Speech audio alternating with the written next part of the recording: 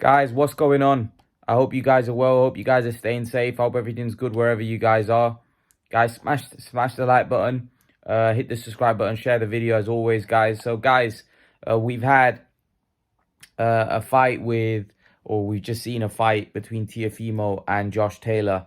That was an impressive performance by Teofimo Lopez. I got it wrong. I picked Taylor to win by points, and a lot of you in the comment section said Teo was going to win this fight, and you were right. Teo schooled Taylor. He absolutely took him apart. To be honest with you, I was surprised at how convincing it was. The first couple of rounds were pretty tight, and then after that, Teo just took over. And there was points in that fight where he was unloading, and the hand speed of Teo was just too much for Taylor. I want to give a big shout out to Davey Fulton. Obviously, he's a Josh Taylor. He's a good friend of mine. And he was backing Taylor, and I'm pretty sure Davey's upset by the loss of Josh Taylor. But look, I know Davey's given me a bit of stick over last year or so because he thinks that I don't like Taylor. Like, I'm not a big fan of Taylor in terms of his personality and stuff, but when I call fights or when I give my opinion about a fighter, it's not because I don't dislike him. I kind of separate the two things and give an honest view on a fighter. So even though I'm not a big fan of Josh Taylor in terms of his character, I still give an honest assessment of him. And my opinion hasn't really changed about him. I've now seen I now believe I know what he struggles with in terms of watching his fights. I believe if you're a good mover and you've got good hand speed and good movement, I think you cause Josh Taylor, and you're a good boxer, I think you cause Josh Taylor all kinds of trouble. If you look at the Josh Taylor fights, the fighters that he had a lot of success with, Baranchik, Ramirez, those guys were reckless. They came forward and they weren't the greatest boxers. They weren't very skilled. And Josh Taylor took advantage because he was a better boxer. But if we go to the Prograis fight now, that was a lot tougher. Prograis, however, was a pressure fight, and I think his style suited Taylor. And I think Taylor might do well with Prograis again. I don't think he beat Prograis. I thought personally when I scored that fight, it was a draw. So I can't be too mad at Taylor getting the decision because I think it was 7-5 in Taylor's favor, which I can't be too mad about because, I mean, a judge can call it around here and there. I mean, if I had the fight a draw, that doesn't mean that somebody can't have it 7-5. So you have to give Taylor the benefit of the doubt there because that was even if you call that fight a draw, the fact that Taylor had a draw, in my opinion, with Prograis, although he got the win, shows that he's a quality fighter because Prograis is a quality fighter. So you got to give Taylor credit there. However, I mean, in my opinion, he was schooled against Catterall. I thought he was beaten comfortably against Catterall, dropped, hurt, and outclassed, and outboxed. And now this was even more conclusive. He was hurt in this fight. And I thought in the 12th round, I thought Teo was about to take him out. Taylor looked... And in not just that round, there was other rounds as well where Teo looked like... I think the 12th round was the worst. But I think there was other rounds where Taylor was in trouble as well. Whereas I don't think Teo ever was in trouble. I don't think he ever was in trouble. I mean, I don't think he ever was hurt in the fight. I don't think he was ever troubled. I mean, I thought it was quite conclusive. Apart from the first couple rounds, which were tight, after that, he just took over. He took over and it goes back to Josh Taylor and what I was saying about Josh Taylor. And a lot of people jumped on me at the time because a lot of people always live in the moment. They don't see they don't look at the whole picture. Now, there's a lot of people that like Davey. Look, I like Davey. I think Davey's a good friend of mine and we've been in contact for years. But obviously, Davey has an emotional investment when it comes to Josh Taylor. So that's why he feels a certain way about Josh Taylor. But when I give my opinion, I don't have a connection with Josh Taylor. I'll just give my honest opinion. Even when it comes to Amir Khan, I'll give you an honest opinion. And I was emotionally invested in his career, but I'll tell you how it is with him as well. And the thing is that for me, Josh Taylor, although he became undisputed, right? And this is not saying Josh Taylor's not a good fighter, because Josh Taylor is a good fighter in my opinion. And right, this is just my opinion. It's not a fact. It's my opinion. This is just what I believe. I believe that people started viewing Josh Taylor. A lot of people saying he's one of the greatest British fighters of all time, and they were saying these things, and I felt it was premature. So I said that I think Josh Taylor's overrated. Overrated is not a bad thing. Overrated just means that people have a much higher opinion of you than actually your ability, than your ability really. So for me, people started having a higher opinion of Taylor than actually what his ability was. Because, like I said to you, the fighters that he fought, like Baranchik and Ramirez, weren't great fighters by any stretch. The only, I would say, the good fighter that he got a decision against was Prograis. And Catrol and Lopez, I mean, Catrol was unknown when he fought him. I mean, most people expected that to be a wash. And Catrol's style is all wrong for Taylor. Lopez's style is all wrong for Taylor. Also, Taylor fought a wrong fight. But that could be down to the fact that Lopez was is a very big puncher. Lopez is very explosive, and I said this, that if Taylor fights this fight at distance, he's going to be in trouble because Lopez is very explosive. And I said that there's a good chance that Lopez could hurt him, knock him out. Almost did. But maybe Taylor couldn't fight him on the inside because Lopez was very powerful. His punches, he hits hard with both hands.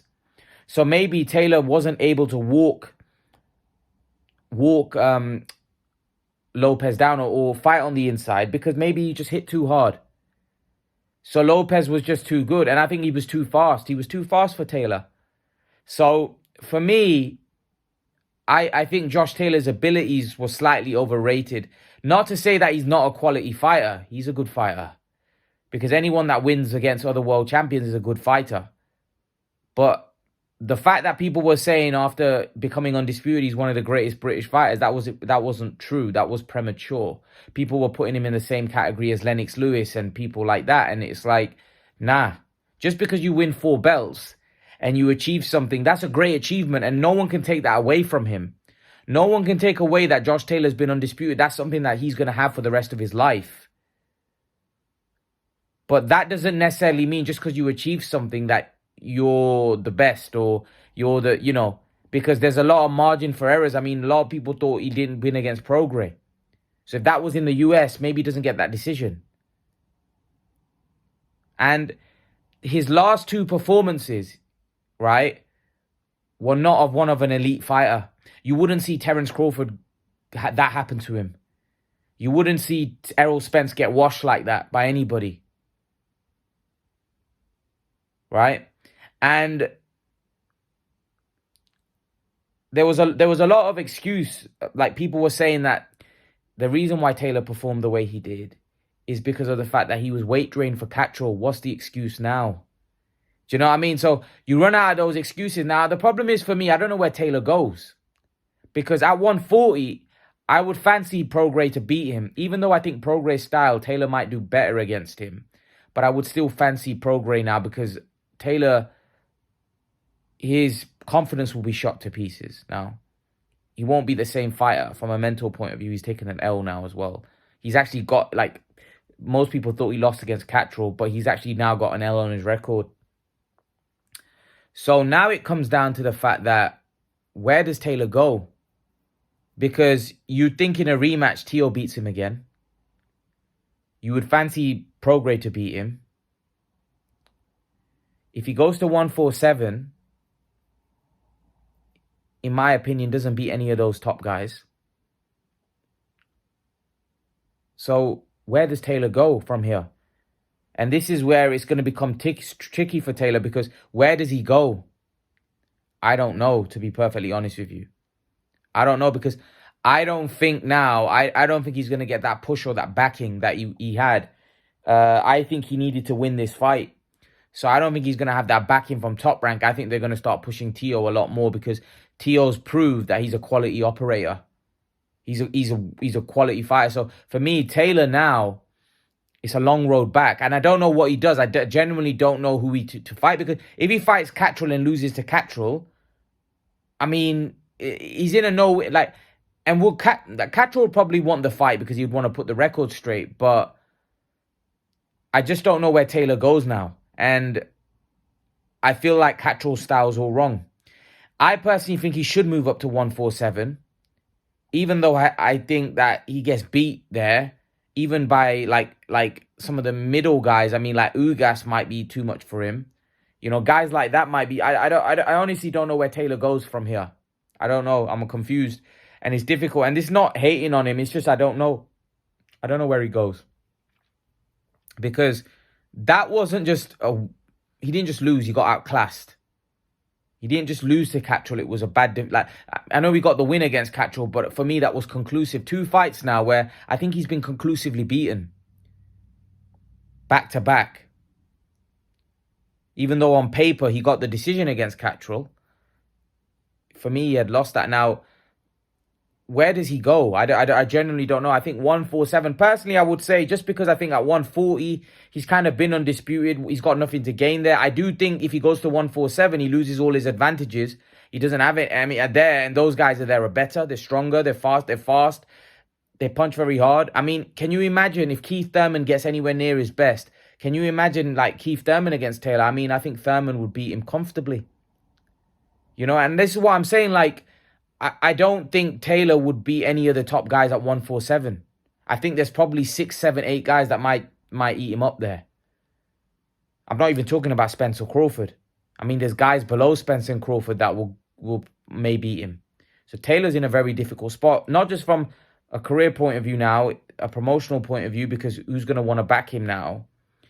It's going to be difficult. It's going to be difficult. I would say that maybe fight Cattrall, but I think that's risky, because I think Cattrall's style's all wrong, and you don't want to have a third loss back-to-back. Or, I mean, if he loses again, I know on paper he didn't lose to Cattrall, but most people had him losing that fight. So people look at it as he's got 2 losses. If he fights Cattrall and loses, the people will be like, that's 3 losses back-to-back. You know, so Taylor's in a bit of a difficult place here now. You know, and I think what he needs to do, he needs to probably go to 147, have some really gimme fights. Have some fights where he can get some confidence back, have some wins under his belt, and then come back. In terms, like, look, Josh Taylor, he's had a good run at 140, you know? He has had a good run. It wouldn't surprise me if he walks away as well, because he's done something that he was a very good amateur. He's also done a lot as a pro, become undisputed. He's been to the mountaintop. If he sees that maybe at 147 might be too much for him, or at 140, look, he's a competitor. You probably want to come back and rewrite the wrong, but I don't think he's going to get the opportunity, because if he hasn't got in the contract, Teo ain't going to fight him again, because Teo's got a lot more lucrative options out there than Josh Taylor. This was a case for Teo, win against Josh Taylor, get the belt, and then move on. So, yeah, I don't really see Teo fighting Josh Taylor again. So, I don't know where Taylor goes, to be brutally honest with you. So, yeah, I think maybe Taylor will move to 147 if he's going to continue. That might be a right move. But on to Teo now, who won. I think Teo was brilliant. I think Teo was exceptional. I think Teo proved why he's a top fighter. He was very impressive. I was very impressed. And by the way, I was picking against Teo in that fight. I was picking against him, but, you know, his performance was exceptional. You know, his speed, his movement, I think Teo might be one of those guys that steps up to the competition. Because if you look at his performance against Lomachenko, and then look at his performance against Taylor, as soon as he was made an underdog, he stepped up to that next level and proved that he's a quality operator. And most people were saying before the fight that Teo shouldn't be fighting. You know, I wouldn't be putting this guy in the ring. His health, you know, he looks unwell. And that's what people were saying about Teo, but his performance was unbelievable. And he beat Taylor easily. I mean, it wasn't even tough for him. It felt like he did it in first gear. It was so comfortable for him. Wasn't in trouble. And I personally think I would like to see Teo in there with Prograis, with Gervonta, with Ryan, with all those guys. I think he beats Ryan comfortably, to be honest. I mean, I think he hits too hard for Ryan. I think if we see that Teofimo was great. But Teofimo said he's retiring, which I don't believe. But, you know, Teofimo's been through a lot. But, you know, one thing I will say about that guy's a serious fighter.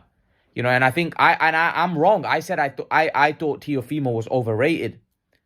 But maybe that's what it is. Maybe Teofimo's one of those guys that actually steps up to his competition when the better the competition, the better Teo we get. And I'm not going to lie. I said I thought Teo was overrated.